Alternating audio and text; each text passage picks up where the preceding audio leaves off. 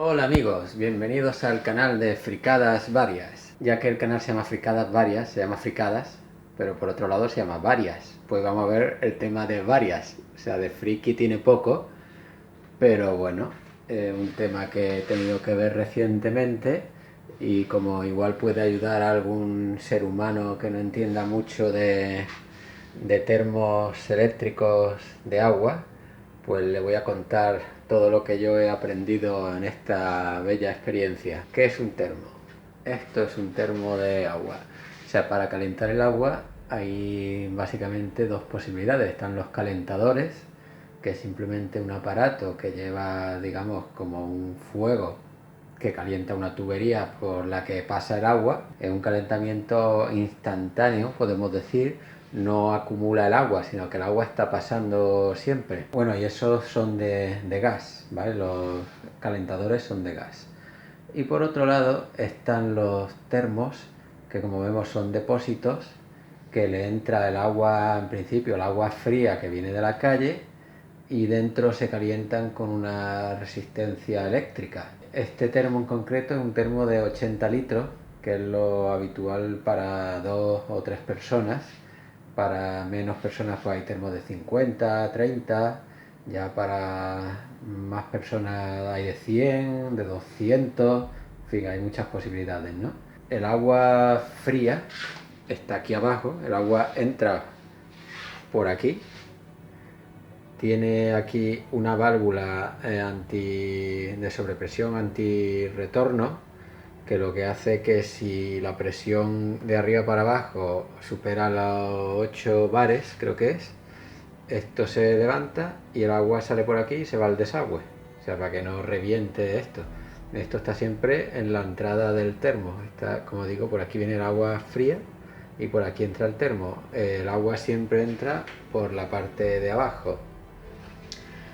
Como sabemos siempre, como pasa con el aire también, los fluidos en general cuando se calientan baja su densidad, con lo cual la parte caliente sube hacia arriba. Entonces el agua está aquí, aquí hay una resistencia eléctrica dentro, cuando empieza a funcionar calienta el agua y cuando se va calentando el agua que está caliente sube hasta la parte superior. Entonces en un termo tenemos la parte de abajo está fría y la parte de arriba está caliente, o por lo menos igual esto no está frío, pero esta es la parte más fría y aquella es la parte más caliente. Entonces tú cuando quieres agua caliente, si la cogieras de aquí abajo, pues estarías cogiendo agua fría, porque entra aquí fría y aquí está fría y se va para arriba la caliente. Si la coges de aquí abajo, cogerías fría. Entonces, ¿qué se hace? Pues que dentro hay un tubo que llega hasta ahí arriba, casi hasta arriba del todo, y por allí es por donde se coge el agua caliente. Entonces el agua caliente baja por el tubo y sale por este tubo de aquí, este latiguillo, esto se llama latiguillo, y ya entra la instalación del agua caliente cuando abre el grifo de agua caliente. Estos latiguillos son para termos. Hay otros que son más finos, que son los que se suelen usar para calentadores. Estos tienen, al ser más grandes, pues tienen mayor caudal de agua y se llena antes. Son los que se usan para termos. Este en concreto, ahora lo hemos cambiado. Los latiguillos que tenía antiguos eran más finos, eran de calentador. También la válvula que tenía ya no funcionaba siquiera. Y luego aquí es importante, estas piezas de aquí es un casquillo, no la azul, sino la de gris, que es de plástico. ¿Por qué? Porque como esto trabaja con electricidad, hay que aislar la parte metálica de todo lo que es la instalación de tubería y eso del domicilio del termo, porque si no lo hace, ahí se crea como una electrolisis, se oxida, es como si se fundieran las piezas metálicas y empieza a oxidarse todo y te dura 2 días el termo, como quien dice. Y hay una pieza en esta y en la otra conexión, la del agua caliente, hay otra pieza de plástico igual. El termo que yo tenía puesto, por lo visto, en la salida de agua caliente no tenía puesta esa pieza. Sin embargo, me ha durado 9 años, pero lo suyo es que la tenga puesta, ¿vale? El termo tiene dentro una resistencia eléctrica, que hay dos posibilidades. Puede ser envainada o puede ser blindada, creo que se llama. La normal va en contacto con el agua, entonces toda la cal se le va pegando con el tiempo.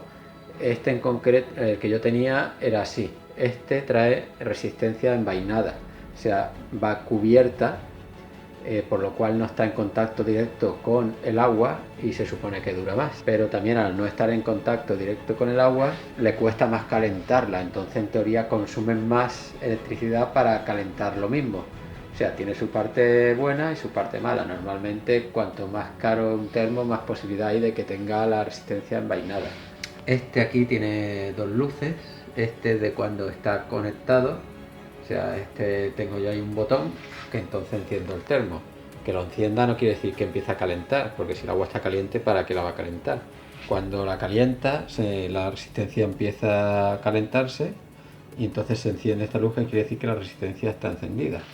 Y aquí en el termo, pues aquí tenemos el mínimo, y a medida que vamos para acá va calentando más. Tiene una parte económica y un máximo. Ahí ya regula uno según en qué fecha del año se encuentre, ¿no? Si es un periodo frío, un periodo de calor. Por ejemplo, aquí en verano pues puede llegar incluso a apagar el termo y no te hace falta, porque, bueno, no te hace falta en esta instalación. ¿Por qué? Porque esta de aquí también tiene un tanque que va por energía solar. O sea, en la cubierta hay unos paneles solares por los que pasa el agua y se calienta. Aquí vemos la temperatura que tiene. La última vez que la vi estaba por aquí la aguja, pero era más temprano también. Ahora no está mal del todo. Quiere decir que en esta instalación concreta, el agua fría que entra aquí en realidad no es agua fría de la calle, es el agua caliente que sale de este termo. Entonces el agua fría se calienta gracias a los paneles, sale de esta como agua caliente de la instalación solar, que sale gratis calentarla, porque no hay que usar electricidad, ya el propio sol la calienta, y entonces aquí ya el agua fría, entre comillas, ya llega caliente, en cierto modo. En verano llega bastante caliente, entonces puede apagar el termo y lo único que hace es que hace todo el recorrido para salir por aquí, pero esto es como si no estuviera. De hecho, se le puede poner, si queréis, un bypass de la entrada de fría a la salida de caliente del termo con dos llaves, de modo que en verano, por ejemplo, cerráis la llave que entra para acá y abrís la llave que va de aquí a ahí. Entonces, con ese bypass es como si el termo eléctrico no estuviera. ¿Qué ventaja tiene esto?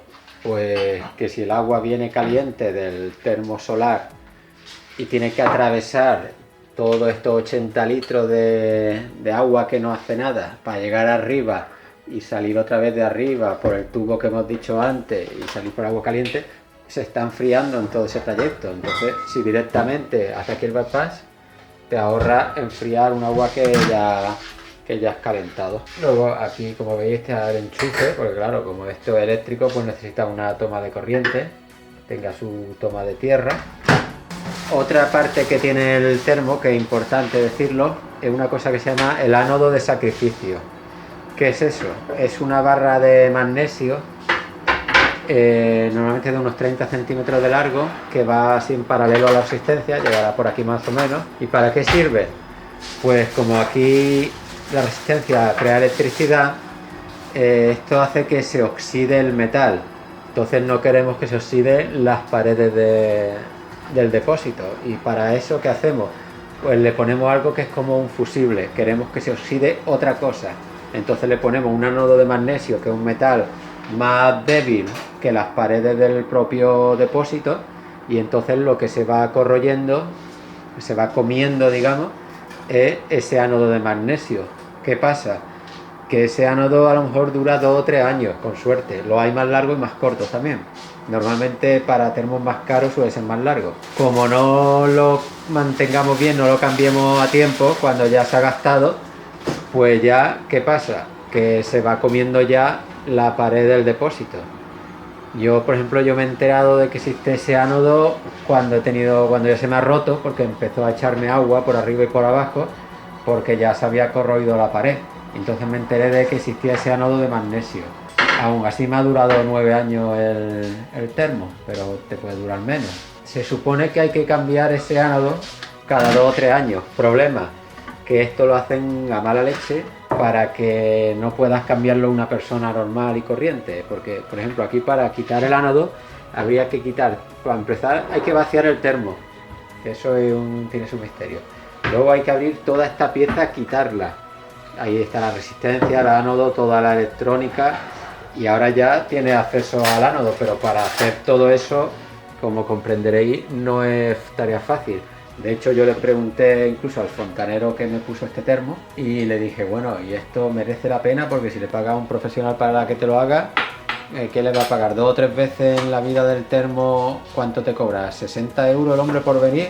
Al final te cuesta más que esperarte a que reviente el termo en 8 o 9 años y comprar uno nuevo. Y yo por lo menos lo que voy a hacer, esperar que reviente y entonces lo cambio, porque me va a salir más caro si alguien me viene a revisarme el ánodo de sacrificio que si espero que reviente. Cuando digo reviente es que revienta de verdad, porque aquí lo que es la tapa que hay allá arriba, no de este, sino del que había, sonó como cuando abre un tupper, ¡pum! Y de hecho se levantó un poco y empezó a salir más agua. Y sé de algunas personas que le ha explotado más y le ha llegado agua al vecino. O sea que explota, explota, explota, me explota. Bueno, y como decía antes, lo de vaciar el termo tiene su misterio. ¿Cómo se hace? Pues cerramos el agua fría, o sea, la llave que le trae puede ser, en este caso, el agua fría de la cocina, pero es mejor cerrarla general. Quitamos esto de aquí, esta conexión, saldrá algo de agua por aquí al principio, pero ya deja de salir. Y ahora aquí conectamos otro tubo, por ejemplo, el latiguillo que hayamos comprado nuevo, lo podemos conectar y hacemos que salga a un cubo o algo que tengamos donde se pueda echar el agua. Va a salir muy poca agua. ¿Qué hacemos para que salga más? Abrimos la salida de agua caliente, con lo cual por ahí entrará aire al termo. Ese aire subirá por el tubo y empujará por arriba con la presión atmosférica y hará que caiga un buen chorro de agua. Cuando el cubo ya se esté llenando, tenemos que cerrar aquí, que lo suyo es, por ejemplo, si tenemos una llave de paso provisional y se la conectamos, podemos cerrar. Hay varias formas de hacerlo, o cerrar aquí la tuerca, en fin, lo mejor es ponerle aquí una llave provisional. Y una vez que la cierre, aún echará un rato siguiendo echando agua, o sea que hay que cerrar con tiempo. Y así cubo a cubo, pues la va echando o la aprovecha si quiere. En mi caso, el agua se tiró por el fregadero y estaba súper caliente, y decía el fontanero que los desatascos que tuviera con todo ese agua caliente que le he echado 80 litros, que ya se me habían ido. Se puede aprovechar si ves qué tal. En fin, son 80 litros de agua, ¿no? Luego hay termos que tienen, por ejemplo, el que yo tenía, el termostato en realidad lo tenía por dentro de la carcasa. O sea, para poder cambiar a qué temperatura querías que saltara, tendrías que abrir la carcasa, como he dicho antes, para cambiar el ánodo de sacrificio, y entonces sería accesible el termostato, lo cual es bastante poco útil. Este es mecánico, o sea, se mueve con la mano. Los hay digitales, llevan aquí una pantallita con sus botones, ya al gusto del consumidor. En mi caso, yo como esto lo tengo encerrado con 2 paneles de madera, o sea, yo nunca no veo los termos nunca ni los tengo accesibles, tengo que desmontar media cocina para ello. Entonces a mí el hecho de que fuera digital y super guay no me valía para nada. De hecho, yo no me fiaba, digo, lo digital para mí que se va a acabar rompiendo antes que un mando mecánico que ni siquiera voy a tocar. Y entonces además el otro costaba 10 euros más. La verdad que tenía calificación energética B, este tiene C, o sea, el otro consumía menos, pero lo del digital no me hacía mi gracia, teniendo en cuenta que yo no lo iba a poder usar. Entonces me decidí por este. Este es un Equation, que es la marca del Leroy Merlin. Es la segunda marca de otra que ahora no recuerdo, más conocida. Y vamos, llevan Leroy Merlin 25 años con esta marca, con este nombre o con otro, pero, o sea, con su marca propia. Y hasta el fontanero que vino también dijo que estaba que estaba bien, así que bueno, lo pillé de una oferta de 160, valía 139 más o menos, y yo lo que no quería poner era uno de 80 euros, por ahí hay ofertas de 80 euros los termos de 80 litros, pero yo suponía que eso te iba a durar 2 días, y de hecho le pregunté al fontanero y dice sí, que eso no es conveniente ponerlo, que un mínimo de calidad, ¿no? Otro tema que quería comentaros es donde va cogido, la cogida, aquí como veis por arriba va casi pegado al techo. El otro que tenía le sobraban 6 centímetros, a este no lo he medido, pero le pueden sobrar 2 centímetros así. Entonces hay que tener en cuenta las dimensiones, a qué altura del termo cae los anclajes, la separación. Hay algunos que se pueden, digamos que universal y se puede poner casi en cualquier distancia, pero el problema es que tuvieran que hacerte agujeros. Aquí por ejemplo esto detrás es pladur y a mí no me haría mucha gracia que tuvieran que hacerme más agujeros ahí, porque este termo son 80 litros de agua y 20 kilos que pesa el termo son 100 kilos. Y este de aquí serán otros 100 kilos. En esta pared hay más de 200 kilos colgando. Es uno de los motivos por los que no hice yo el tema del cambio del termo. Yo me miré vídeos en YouTube y todo eso para aprender. Ya casi sabía, pero entre el peso que tiene, la importancia que tiene que se te vaya el agua, ese tipo de cosas, dije, mira, pago 85 euros que me ha cobrado Leroy Merlin por mano de obra y me quito de problemas, porque una vez cada 8 o 9 años tampoco pasa nada. O sea que me ha costado 139 más 85 y más 5 euros porque he tenido que comprar estos codos de aquí, que aquí da casualidad que uno era hembra y el otro era macho hembra. O sea, son distintas las conexiones, el que la haya hecho se ha lucido. Y el hombre no tenía hembra, con lo cual fui a comprarlo yo. Y una alargadera también, ¿para qué?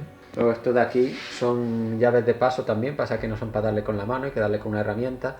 Esto lo que hace es cortar el agua que entra al bidón eléctrico desde el bidón solar. Pero vamos, eso no se usaron, directamente se cerró en el agua, en la llave general. Otro tema que quería comentaros son las uniones estas. Se les pone teflón. ¿Qué es teflón? Pues una cosa que así a simple vista son una cosa así redonda, parece un donut. Lleva como una cinta blanca. Hay que darle vueltas en la rosca en el sentido de las agujas del reloj, de forma que cuando se enrosque no se le quite, porque se lo pone al revés, sentido antihorario. Al roscar lo que va haciendo es quitarle lo mismo que le acabas de poner. Eso se le pone para que la unión sea más perfecta y evite que se cuele el agua por la rosca. Entonces, ¿dónde se pone eso? En las uniones que no lleven gomas, por ejemplo aquí y allí. Los latiguillos llevan gomas aquí, en esta parte llevan una goma por dentro, un toro que se llama, la forma geométrica, un don negro de goma. Entonces donde lleven goma no hay que ponerle teflón, ¿vale? Que sería aquí y aquí. Por eso vemos que aquí y allí tiene teflón, esto blanco, y aquí no. Bueno, para saber si calienta un termo normalmente hay que tocarle aquí en la parte de arriba, que es donde está caliente. Pero este termo, por ejemplo, no se ve muy caliente comparado con el otro que yo tenía. Esto lleva 2 paredes y entre medio lleva un aislante. Entonces eso es para evitar que el calor se vaya. Pues yo entiendo que será que este aislante es mejor que el otro, porque calentar sí que calienta, porque el agua sale caliente. Y luego por último, el termo viejo pues habrá que llevarlo a un punto limpio. En este caso el fontanero se lo llevó él mismo. Ya no sé si es que lo venderá como chatarra y le sacarán dinero o qué hará con él, porque la verdad que estaba roto ya no valía. Pero bueno, se lo llevó y mejor, porque yo tampoco lo quería ya evidentemente para nada. Luego comentar, por ahí hay quien dice que se puede conseguir más litros de un termo de los que tiene haciendo un bypass, de forma que a la salida del termo con el agua caliente lo mezclas con una llave con el agua fría de entrada. O sea, enfrías el agua caliente que sale, pero aumentas el caudal. Claro, de 80 litros de agua caliente, pues si lo estás mezclando, pues a lo mejor sacas 120 litros de agua del depósito total. Pero claro, van a ser 120 litros más a menos temperatura. Es cierto que luego tú, cuando te vas a duchar, normalmente mezclas el agua y tú nunca usas el agua a esa temperatura tan alta que sale, yo que sé, 40, 60 grados.